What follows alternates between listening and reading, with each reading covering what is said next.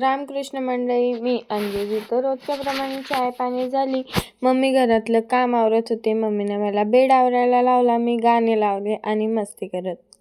मस्ती करणं झाल्याच्या बाद घरातलं काम आवरलं, आंघोळ वगैरे केली, जेवण केलं आणि लिली बाहेर फिरत होती. तर मम्मी म्हणे लिलीला बोलव.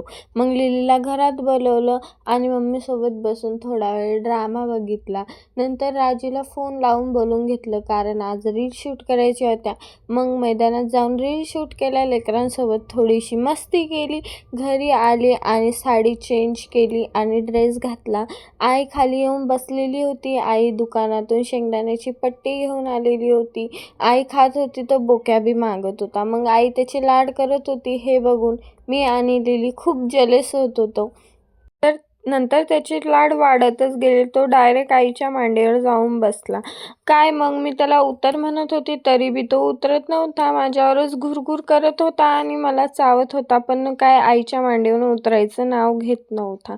आता म्हणलं ह्या घरात आपले सोडून ह्या जनावरांचेच लाड होणार आणि सगळ्यात जास्त तर पाटीलचेच लाड होणार. नंतर काय आम्हाला खायची होती पाणीपुरी, तर आरेच्या हाताने पाणीपुरी मागवली.